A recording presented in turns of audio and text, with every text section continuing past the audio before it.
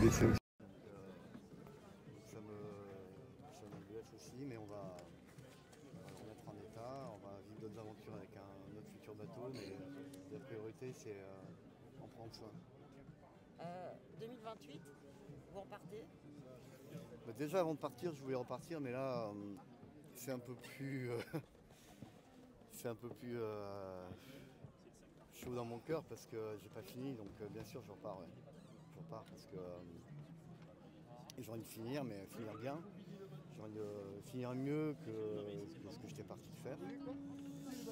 Je fais toujours des projets sportifs, ça marche pas à tous les coups le sport. Hein. Donc je faisais pas le Vendée Globe que je voulais faire et je travaille depuis que même quand j'étais en mer sous des matages, je travaille déjà à l'avenir pour avoir un bateau plus performant, me remettre en question aussi, me booster pour être plus performant et voilà donc oui je repars pour 2028. Ouais. Enfin, quand vous voyez tout ce monde, vous n'avez pas gagné, vous n'avez pas fini, mais vous avez quand même bien conscience d'être un perdant magnifique. Ouais, c'est hyper touchant. Ouais. C'est incroyable parce que je dis ma vie est improbable. Et là, ce matin, ça prouve encore que le capital sympathie autour du projet me touche énormément. Vraiment. Merci. On parle beaucoup du dématage, mais c'est ce qui a été souligné tout à l'heure. Il n'y a qu'en 91% de la course de fête. Bah oui, c'est. Plus après le Cap Horn, souvent on te dit le plus dur est fait. C'est vrai, mais au final, être en mer, c'est toujours exigeant et c'est toujours dur. Je l'ai maté dans l'altitude du Cap Vert, il restait au moins de 10% à faire et pourtant j'ai dématé et j'ai pas fini. C'est une belle leçon de vie aussi, ça prouve que ça valorise les 4 Vendée Globe que j'ai fini. J'ai fait 4 Vendée Globe 3 Vendée Globe dans les 10 premiers, même si les contextes sportifs étaient différents, que le niveau a beaucoup évolué, mine de rien ça donne la valeur à mes 7 ans avec Akena Véranda, mes 2 Vendée Globe précédents avec la Micaïne où j'avais fini 10e et 15e. Donc ça valorise tout ce travail en amont, tout cette d'équipe aussi, travail d'équipe et toutes ces courses faites avant, faire ces Vendée Globe là. Donc ce 5e là n'est pas fini mais c'est la charge de revanche. C'était quoi ce dématage en 2 mots? C'est passé quoi à ce moment-là? C'est arrivé au petit matin. Ce que je sais, c'est que c'est pas les câbles qui ont cassé, c'est pas des émérillons qui tiennent le câble qui ont cassé.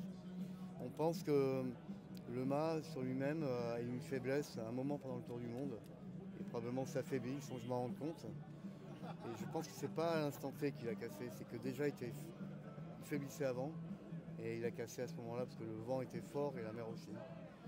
Pourtant le mât on l'avait expertisé avant composite, le mât avait un tour du monde à 90%, donc il a quasiment 2 tours du monde, il avait fait 10 traversées atlantiques. Voilà, aujourd'hui, le Vendée Globe, c'est ça, c'est ça qu'il faut imaginer pour le futur, avoir un super bateau, mais aussi avoir un mât pour pouvoir le changer avant le départ. On tire sur les bateaux de plus en plus, et les bateaux sont extrêmement exigeants, donc voilà, donc c'est une belle leçon aussi de préparation technique, une belle leçon d'humilité par rapport à l'élément. Et après, il y a eu 12 jours, c'est quoi, un peu long, un peu comment on peut les qualifier? C'est vraiment 12 jours de solitude, ouais. C'est très long. Ouais.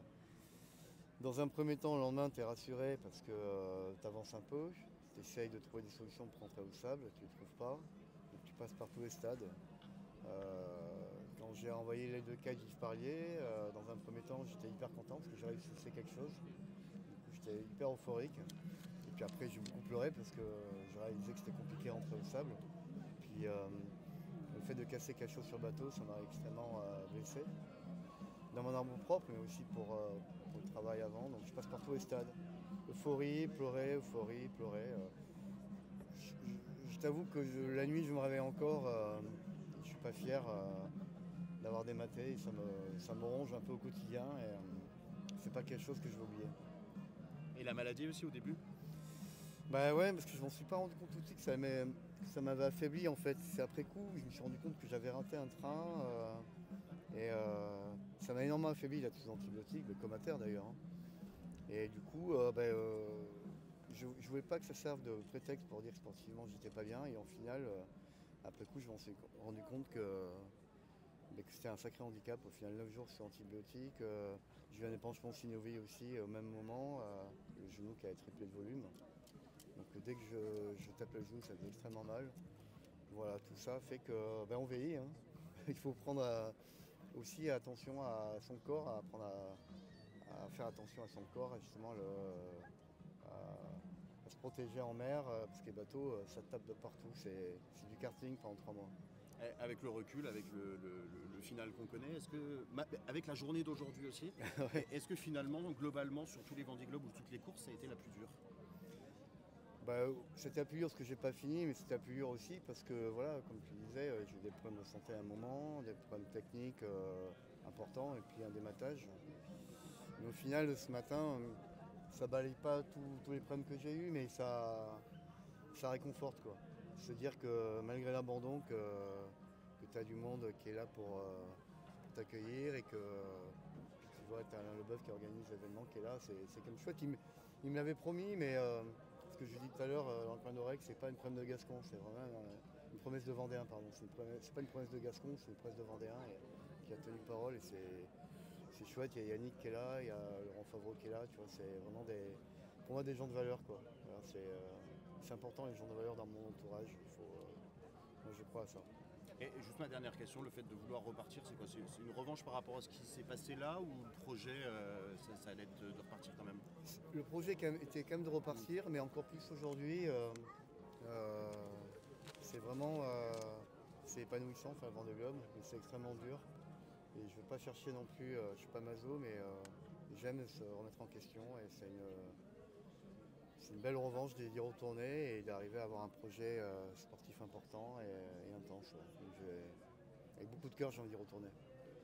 Est-ce que tu peux nous dire un petit peu comment ça se passe, la nave sous kite là, ça a dû changer radicalement quand tu as dématé au Cap-Vert. Alors déjà, c'est extrêmement facile à envoyer, l'aile de kite. Ça stabilise le bateau. Le bateau, il se fait bouger à droite à gauche. Grâce à l'aile de kite, ça stabilise le bateau. Et encore une fois, tu arrives à faire quelque chose, le bateau il avance d'un seul coup. Et tu te dis, je ne suis plus passif, je ne suis plus une épave sur l'eau. C'est important pour la sécurité. Si bien que là, pour monter de La Rochelle, hier après-midi, on a essayé des ailes de kite encore plus grandes, 80 mètres carrés, 60 mètres carrés. Et tu vois, il n'y avait pas beaucoup de vent hier. Et avec une aile de 80 mètres carrés, on avançait à Chinook. Et je pense que c'est un des avenirs aussi pour la sécurité des bateaux, avoir des moyens en cas de dématage ou en cas de panne de moteur ou autre. D'avoir une aile de kite à bord du bateau. C'est Yves Parlier qui développe ça. Yves, c'était mon mentor quand je commençais la course au large et c'était juste autour des choses d'essayer à développer ça. Pour toi, dans l'équipement de sauvetage, ça peut être un truc intéressant, quoi. Moi, je vais dans mon équipement de sauvetage, c'est important, Ouais. dans l'équipement de sauvetage tout court. Ouais. Dans des bateaux de croisière, j'ai croisé un cata de croisière aux Antilles qui étaient cyclonés. Et ils avaient une aile de kite d'Yves Parlier parce que c'était des gens d'Arcachon. Et ils disent qu'effectivement, ça a dépanné parce qu'il y a un moment, quand tu n'as plus le moteur, quand tu n'as plus le mât, comment tu fais? Et l'aile de kite, ça leur a permis d'éviter les récifs. Et voilà, donc je trouve que c'est un élément de sécurité qui peut être important. Ouais. Tu deviens gouvernable, quoi, un peu, quoi. Comment? Tu deviens gouvernable. Ouais, un peu, tu deviens autonome, tu arrives à avancer un peu. Ouais. Donc ça a de l'avenir pour demain, quoi. Ça a de l'avenir pour demain. Tu vois, Primarine, avec qui j'étais hier à bord, qui est un des partenaires de mon projet, ils font des prix sur l'aile de kite s'ils font appel à Yves Parlier, parce que justement, en termes d'assurance, c'est quand même un gage de sécurité. Et voilà, on va aller voir le public si vous voulez bien. Bravo. Allez. Tu sais, tu avais besoin de ce coup de pied au cul. C'est bien. Ah ouais. C'est bien. Merci Aïda. Ça va te remettre les idées en place, c'est bien. Ah, merveilleux.